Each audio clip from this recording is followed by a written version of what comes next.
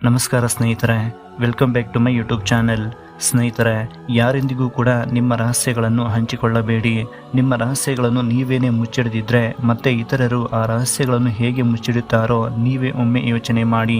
ಈ ಮಾತನ್ನು ಹೇಳುವುದಕ್ಕೆ ಮುಖ್ಯ ಕಾರಣ ಈಶಾ ಫೌಂಡೇಶನ್ ವ್ಯವಸ್ಥಾಪಕರು ಮತ್ತು ಆಧ್ಯಾತ್ಮಿಕ ಗುರು ಸದ್ಗುರು ಅಲಿಯಾಸ್ ಜಗ್ಗಿ ವಾಸುದೇವ್ರವರು. ಶಿವರಾತ್ರಿ ಹಬ್ಬ ಬರುತ್ತಿದೆ ಅಂದರೆ ಈ ಸದ್ಗುರಿಗೆ ಸಂಬಂಧಿಸಿದ ವಿಡಿಯೋಗಳು ಸೋಷಿಯಲ್ ಮೀಡಿಯಾದಲ್ಲಿ ತುಂಬಾ ವೈರಲ್ ಆಗುತ್ತಾ ಇರುತ್ತವೆ.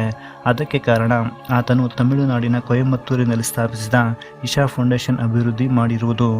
ಲಾಭಾಪೇಕ್ಷೆಗಳಿಲ್ಲದೆ ನಿರ್ವಹಿಸುವ ಈ ಸಂಸ್ಥೆಯು Bharat, Singapore, America, Canada, Malaysia, Uganda, ಆಸ್ಟ್ರೇಲಿಯಾನಂತಹ ಅನೇಕ ದೇಶಗಳಲ್ಲಿ ಪ್ರಪಂಚದಾದ್ಯಂತ ತನ್ನ ಯೋಗ ತರಬೇತಿಯನ್ನು ನಿರ್ವಹಿಸುತ್ತಿದ್ದಾರೆ. ಈ ಸಂಸ್ಥೆಯು ಅನೇಕ ಸಾಮಾಜಿಕ ಅಭಿವೃದ್ಧಿ ಕಾರ್ಯಕ್ರಮಗಳಲ್ಲಿ ಭಾಗವಹಿಸುತ್ತಿದೆ. ಆದ್ದರಿಂದಲೇ ಈ ಸಂಸ್ಥೆಯು ವಿಶ್ವಸಂಸ್ಥೆಯ ಆರ್ಥಿಕ ಸಾಮಾಜಿಕ ಸಂಸ್ಥೆಗೆ ಪ್ರತ್ಯೇಕ ಸಲಹೆಗಾರರಾಗಿ ನೇಮಿಸಿದೆ. ಇವರ ಸೇವೆಗಳನ್ನು ಗುರುತಿಸಿ ಕೇಂದ್ರ ಸರ್ಕಾರವು 2017ರಲ್ಲಿ ಪದ್ಮವಿಭೂಷಣ ಪ್ರಶಸ್ತಿಯನ್ನು ನೀಡಿ ಗೌರವಿಸಿದೆ. ಆದರೆ ನಾನು ಈ ವಿಡಿಯೋವನ್ನು ಮಾಡುವುದಕ್ಕೆ ಮುಖ್ಯ ಕಾರಣ ಎರಡು ವಿಷಯಗಳು. ಒಂದು, ಸದ್ಗುರು ಈಶಾ ಫೌಂಡೇಶನ್ ಅನ್ನು ಕೊಯಮತ್ತೂರಿನಿಂದ ಕರ್ನಾಟಕಕ್ಕೆ ಏಕೆ ಶಿಫ್ಟ್ ಮಾಡಿದ್ದಾರೆ.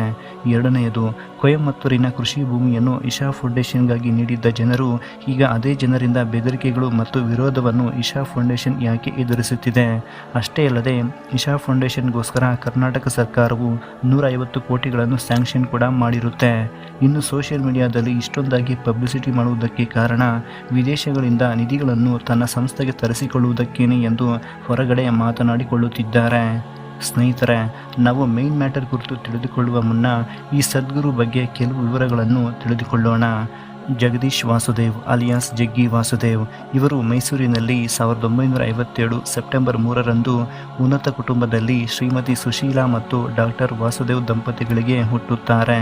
ಅವರಿಗೆ 2 ಗಂಡು ಮಕ್ಕಳು, 2 ಹೆಣ್ಣು ಮಕ್ಕಳು. ಜಗದೀಶ್ 4 ಜನ ಮಕ್ಕಳಲ್ಲಿ ಕೊನೆಯವರು. ಹುಡುಗನ ಭವಿಷ್ಯತ್ತಿನ ಬಗ್ಗೆ ಜ್ಯೋತಿಷಿಯನ್ನು ಕೇಳಿದಾಗ ಹುಡುಗನಿಗೆ ಒಳ್ಳೆಯ ಭವಿಷ್ಯತ್ತಿದೆ ಅಂತ ಹೇಳಿ ಜಗದೀಶ್ ಎಂದು ನಾಮಕರಣ ಮಾಡುತ್ತಾರೆ. ಸದ್ಗುರು ತಂದೆ ರೈಲ್ವೆ ಇಲಾಖೆಯಲ್ಲಿ ಕಣ್ಣಿನ ಚಿಕಿತ್ಸೆಯ ನಿಪುಣರು. ಆ ವೃತ್ತಿಯ ಕಾರಣದಿಂದ ಅನೇಕ ಪ್ರಾಂತ್ಯಗಳಿಗೆ ಆಗಾಗ್ಗೆ ಹೋಗುತ್ತಾ ಇರ್ತಾರೆ. ಸದ್ಗುರು ಶಾಲಾ ಶಿಕ್ಷಣ ಮುಗಿದ ನಂತರ ಮೈಸೂರು ವಿಶ್ವವಿದ್ಯಾನಿಲಯದಿಂದ ಅವರು ಇಂಗ್ಲಿಷ್ ಭಾಷೆಯಲ್ಲಿ ಡಿಗ್ರಿಯನ್ನು ಪಡೆದುಕೊಳ್ಳುತ್ತಾರೆ. ಕಾಲೇಜು ದಿನಗಳಲ್ಲಿ ಮೋಟಾರ್ ಸೈಕ್ಲಿಂಗ್ ಮೇಲೆ ಆಸಕ್ತಿ ಹೊಂದಿದ್ದ ಅವರು ಆಗಾಗ್ಗೆ ಸ್ನೇಹಿತರೊಂದಿಗೆ ಮೈಸೂರಿನ ಚಾಮುಂಡಿ ಬೆಟ್ಟಕ್ಕೆ ಹೋಗುತ್ತಿದ್ದರು. ಬೈಕ್ ಮೇಲೆ ದೇಶದಲ್ಲಿನ ಅನೇಕ ದೂರದ ಪ್ರದೇಶಗಳಿಗೂ ಕೂಡ ಹೋಗಿ ಬರುತ್ತಿದ್ದರು. ಭಾರತ ನೇಪಾಳ ಗಡಿಯ ಬಳಿ ಆತನ ಹತ್ತಿರ ಪಾಸ್ಪೋರ್ಟ್ ಇಲ್ಲದ ಕಾರಣ ತಡೆಯುತ್ತಾರೆ. ಆ ಘಟನೆಯ ಅನುಭವದಿಂದ ಶೀಘ್ರವೇ ಸ್ವಲ್ಪ ಹಣ ಸಂಪಾದನೆ ಮಾಡಬೇಕೆಂದು ಅಂದುಕೊಳ್ತಾರೆ. ಆ ನಂತರ ತನ್ನ ಉನ್ನತ ಶಿಕ್ಷಣವನ್ನು ಮಧ್ಯದಲ್ಲಿಯೇ ನಿಲ್ಲಿಸಿ ಒಂದು ಕೋಳಿ ಫಾರಂ ಅನ್ನು ಸ್ಥಾಪನೆ ಮಾಡಬೇಕೆಂದು ನಿರ್ಧಾರ ಮಾಡುತ್ತಾರೆ. ಅದಕ್ಕಂತಲೇ ವಾಸುದೇವ್ ಸ್ವಲ್ಪ ಹಣವನ್ನು ಸಾಲ ತೆಗೆದುಕೊಂಡು ಮೊದಲ ಬಿಸ್ನೆಸ್ ಆಗಿ ಮೈಸೂರಿನಿಂದ ಸ್ವಲ್ಪ ದೂರದಲ್ಲಿ ಫಾರಂನ ಪ್ರಾರಂಭಿಸುತ್ತಾರೆ. ಆ ದಿನಗಳಲ್ಲಿ ಪೋಲ್ಟ್ರಿ ಫಾರಂಗೆ ಹೆಚ್ಚು ಡಿಮ್ಯಾಂಡ್ ಇದ್ದಿದ್ದರಿಂದ ಈ ಬಿಸ್ನೆಸ್ಸನ್ನು ಪ್ರಾರಂಭಿಸುತ್ತಾರೆ. ಪೋಲ್ಟ್ರಿ ಫಾರಂ ಬಿಸ್ನೆಸ್ ಟೈಮ್ನಲ್ಲಿಯೇ ಬಿಲ್ಡರ್ಸ್ ಎನ್ನುವ ರಿಯಲ್ ಎಸ್ಟೇಟ್ ಬಿಸ್ನೆಸ್ಸನ್ನು ಕೂಡ ಪ್ರಾರಂಭಿಸುತ್ತಾರೆ. ಈ ಬಿಸ್ನೆಸ್ ಪ್ರಾರಂಭಿಸಿದ ಸಮಯದಲ್ಲಿ ಅವರ ತಂದೆ ತಾಯಿಗೆ ಅದು ಇಷ್ಟವಾಗಿರುವುದಿಲ್ಲ. ಓದು ಬಿಟ್ಟು ಬಿಸ್ನೆಸ್ ಮಾಡುವುದನ್ನು ನೋಡಿ ಸಮಯ ವ್ಯರ್ಥ ಮಾಡುತ್ತಿದ್ದಾನೆ ಎಂದು ಅಂದುಕೊಳ್ತಾರೆ. ಸ್ವಲ್ಪ ಕಾಲದಲ್ಲಿಯೇ ಬಿಸ್ನೆಸ್ ಒಳ್ಳೆಯದಾಗಿಯೇ ಆಗುತ್ತದೆ. ಬಿಸ್ನೆಸ್ ಲಾಭಕ್ಕೂ ಬರುತ್ತದೆ.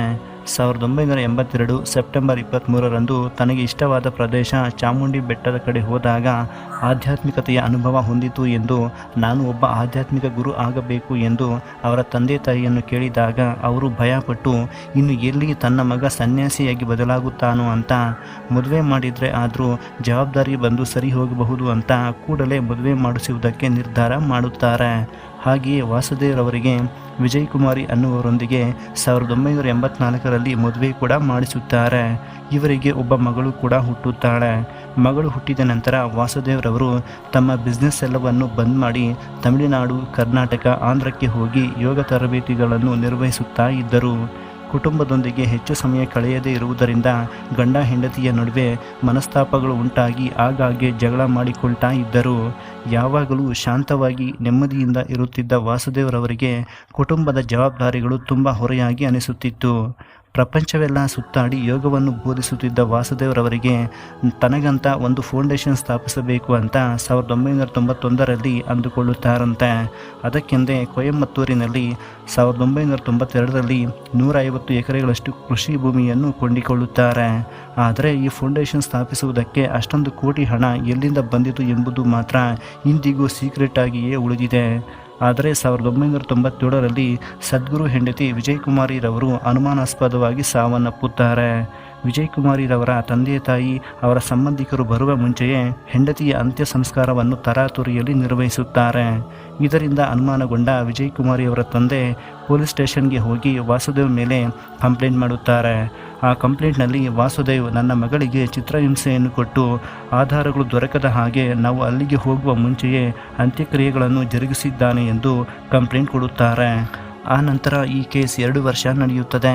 ಒಂದು ಇಂಟರ್ವ್ಯೂನಲ್ಲಿ ಸದ್ಗುರು ನನ್ನ ಹೆಂಡತಿ ಸ್ವಯಂ ತ್ಯಾಗವನ್ನು ಮಾಡಿಕೊಂಡು ದೇವರ ಬಳಿ ಹೋಗಿದ್ದಾಳೆ ಎಂದು ಹೇಳಿದ್ದರಿಂದ 1998ರಲ್ಲಿ ಈ ವಿಷಯವು ಒಂದು ಸಂಚಲನವನ್ನೇ ಸೃಷ್ಟಿಸಿತು ಎಂದು ಹೇಳಬಹುದು. ಆ ನಂತರ ತನಗೆ ಇರುವ ಖ್ಯಾತಿಯೊಂದಿಗೆ 1999ರಲ್ಲಿ ಹೆಂಡತಿಯ ಹತ್ಯೆಯ ಕೇಸನ್ನು ಪೂರ್ತಿಯಾಗಿ ಕ್ಲೋಸ್ ಮಾಡಿಸಿ ಕ್ಲೀನ್ ಚಿಟ್ ತೆಗೆದುಕೊಂಡು ಹೊರಗಡೆ ಬಂದಿದ್ದಾನೆ ಸದ್ಗುರು ಎಂದು ಹೇಳಲಾಗುತ್ತದೆ. ವಿಜಯಕುಮಾರಿಯ ಮರಣವು ಹತ್ಯೆಯೋ ಆತ್ಮಹತ್ಯೆಯೋ ಎಂಬುದು ಸದ್ಗುರುರವರಿಗೇನೆ ಗೊತ್ತಿರಬೇಕು. ಆ ಕೇಸ್ ಕ್ಲೋಸ್ ಆದ ನಂತರ ವಾಸುದೇವ್ರವರು ಯಾವುದೇ ತಪ್ಪು ಮಾಡದೆ ಅವರ ಸಂಸ್ಥೆಯ ಮುಖಾಂತರ ಸ್ವಯಂ ಪ್ರೇರಣೆಯಿಂದ ಸೇವೆ ಮಾಡಿದ್ದಾರೆ. ಈ ಸಂಸ್ಥೆಯ ಉದ್ದೇಶಗಳು ದೂರದ ಪ್ರದೇಶಗಳಲ್ಲಿ ಇರುವ ಮಕ್ಕಳ ವಿದ್ಯಾಭ್ಯಾಸವನ್ನು ಸುಧಾರಿಸುವುದು, ಮರಗಳನ್ನು ಕಾಪಾಡಿಕೊಳ್ಳುವುದು, ನದಿಗಳನ್ನು ಕಾಪಾಡಿಕೊಳ್ಳುವುದು, ಭೂಮಿಯನ್ನು ಕಾಪಾಡಿಕೊಳ್ಳುವುದು ಅಂತಹ ಉದ್ದೇಶಗಳಿಂದ ಮುಂದೆ ಸಾಗುತ್ತಿದೆ. ಆದರೆ ಹಿಂದೆ ಇದ್ದ ಫೌಂಡೇಶನನ್ನು ಕೊಯಮತ್ತೂರಿನಲ್ಲಿ ಮುಚ್ಚಿ ಹಾಕಿ ಅದನ್ನು ಚಿಕ್ಕಬಳ್ಳಾಪುರದಲ್ಲಿ ಸ್ಥಾಪಿಸಿದ್ದಾರೆ.